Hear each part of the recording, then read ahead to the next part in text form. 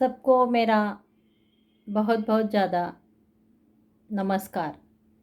आज मैं जयश्री सोनकोड़े, उपायुक्त, सामाजिक न्याय विभाग, महाराष्ट्र शासन, आपको सावित्री माई के कार्यों के बारे में बताना चाहती हूँ।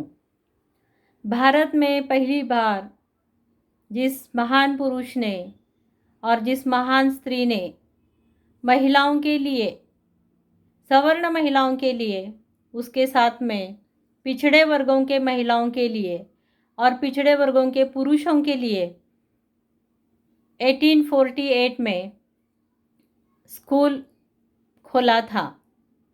पहला स्कूल उन्होंने पूना में खोला था और भारतवर्ष की पहली मुख्याध्यापिका, पहली शिक्षिका सावित्रीबाई फुले ही थी और कोई नहीं है। सावित्रीबाई फुले ने पहले और महात्मा फुले ने पहले ये सोचा कि अगर हम पिछड़ों को शिक्षित करेंगे और महिलाओं को शिक्षित करेंगे तब जाके उन महिलाओं को उनकी मानसिक गुलामगिरी का पता चल जाएगा और वो उसका विरोध करने लगेगी।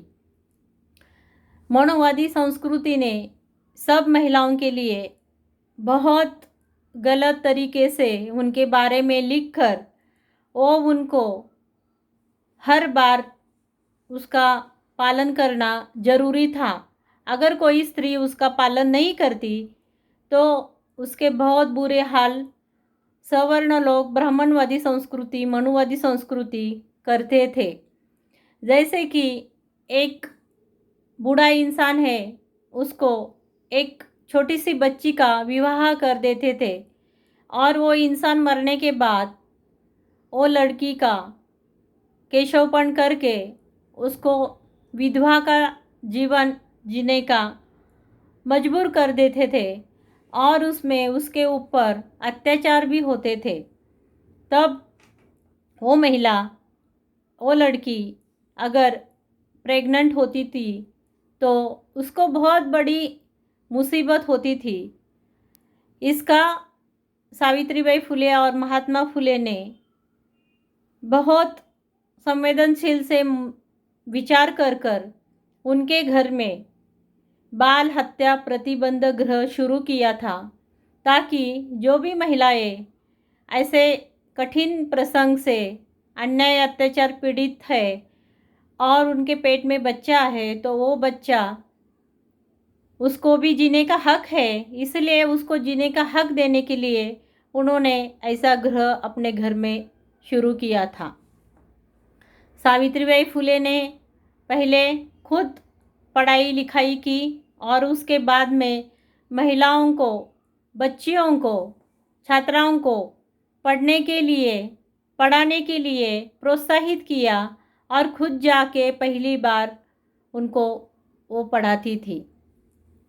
जो गंदी सोच वाले इंसान थे वो सावित्रीबाई फुले के ऊपर पत्थर और गोबर फेंकते थे, तब जाकर उनको बहुत हंसी मजाक उड़ाते थे और सावित्रीबाई फुले को बहुत सारी तकलीफ़ देती थी, मगर उन्होंने उस तकलीफ़ को देखा ही नहीं और अपना काम इतने अच्छी तरह से किया कि आज हमारी भारतीय महिला बहुत बड़े बड़े हुद्दों पर है और सिर्फ सावित्रीबाई फुले की वजह से है। अगर हम ये सोचते हैं कि अगर भगवान है इस दुनिया में, तो जब मनु ने इतनी सारी खराब बातें स्त्रियों के बारे में लिखी थी तब भगवान ने उस मनु को क्यों नहीं रोका था? क्यों इतने अत्याचार स्त्रियों के ऊपर होते थे और आज भी होते हैं, तब भी भगवान क्यों नहीं आती और ऐसे गंदे इंसानों को क्यों नहीं बताते कि ये आप काम मत करो और महिलाओं के ऊपर अत्याचार मत करो? ऐसा भगवान क्यों नहीं कहते हैं? ये बहुत ही बड़ा सवाल हमेशा हमेशा के लिए मेरे मन में उठता रहता है। इसका मतलब कि महिलाओं ने खुद की सुरक्षा खुद करना चाहिए और ये आधुनिक काल में भी महिलाओं के ऊपर बहुत बड़े अन्याय अत्याचार होते हैं। वो पढ़ी लिखी ज़रूर है मगर वो महिला खुद भी अपने मानसिक गुलामगिरी से बाहर नहीं आती है।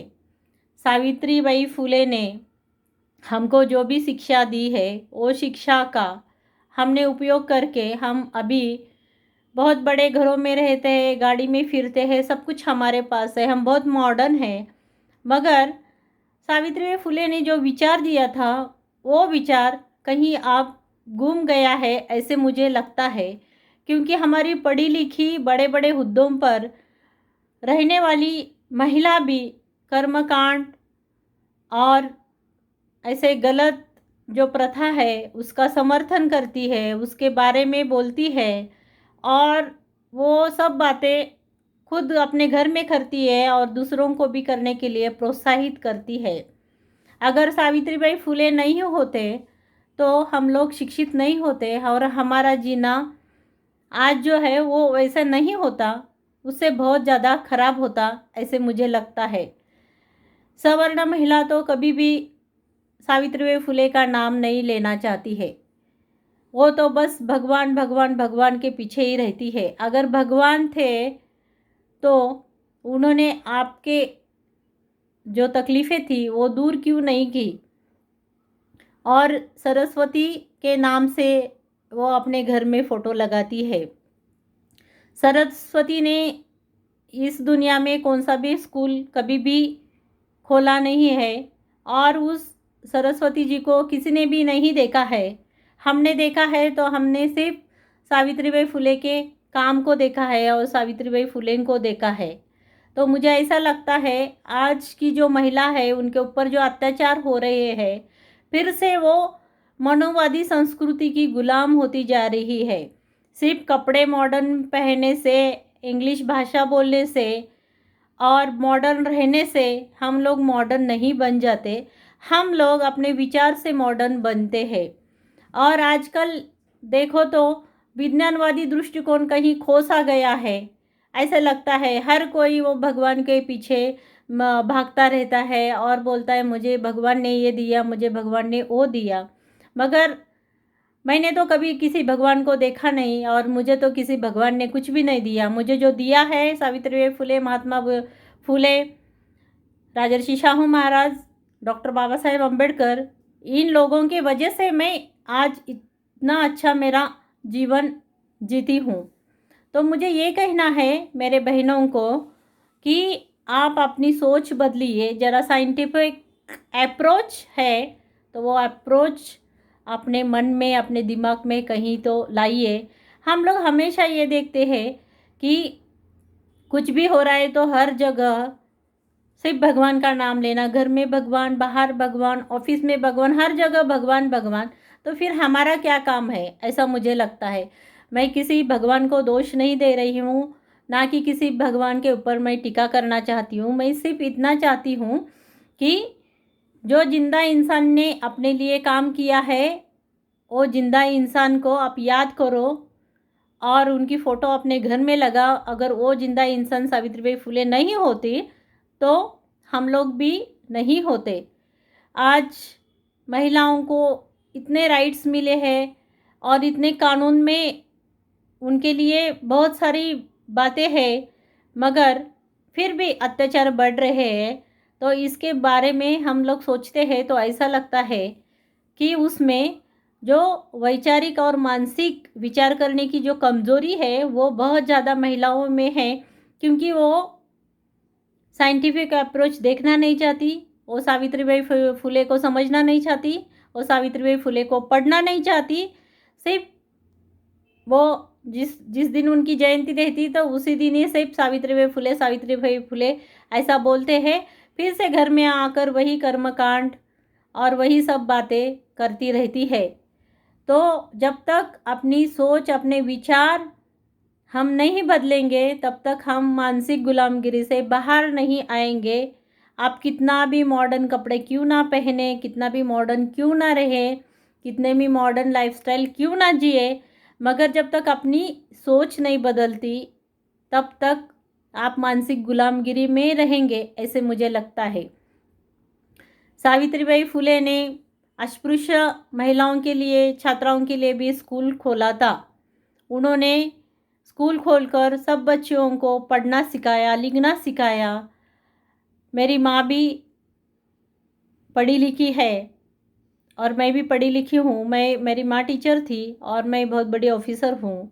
तो इसका मतलब हमारे ऊपर सावित्रीबाई फुले और महात्मा फुले जी का कितना बड़ा कर्ज है, और वो कर्ज को उतारना है तो उनका विचार लेकर उसी तरह से हमको थोड़ा सा काम समाज में करना है, ताकि सिर्फ अपना खुद का देखना, मैं बड़ी ऑफिसर बन गई, मैं बड़ी डॉक्टर बन गई और ये बन गई, मैं वो बन गई, और मेरे माँ बाप ने ये दिया, माँ बाप ने आपको जन्म दिया है, आपको स्कूल जो चालू किया था सावित्रीबाई फुले महात्मा फुले जी ने चालू किया था, और आपको जो भी हक और अधिकार मिले हैं वो भारतीय संविधान ने दिए हैं, ना ही आपके माता पिता ने दिए हैं। अगर भारतीय संविधान में डॉक्टर बाबा साहेब अम्बेडकर जी ने महिलाओं को समान दर्जा, सामाजिक न्याय नहीं दिया होता तो आज हमारी अवस्था बहुत ही विकट होती। इसलिए हम हमेशा सावित्रीबाई फुले, महात्मा फुले, डॉक्टर बाबा साहेब अम्बेडकर, राजर्षि शाहू महाराज, उनके विचारों को हमेशा हम प्रेरित रहना चाहिए, और उन्होंने जो काम किया था उनका काम थोड़ा सा हम आगे लेकर जाने की कोशिश करनी चाहिए, ऐसा मुझे लगता है। सावित्रीबाई फुले के बहुत बड़े उपकार हमारे ऊपर है, और वो उपकार अगर हमको फेडना है तो हमको सिर्फ उनका विचार लेकर समाज में जाकर वो काम करना है, ऐसे मुझे लगता है। आज मैं इतना ही कहकर मेरे 2 शब्द ख़त्म करती हूँ। सबको मेरा प्रणाम।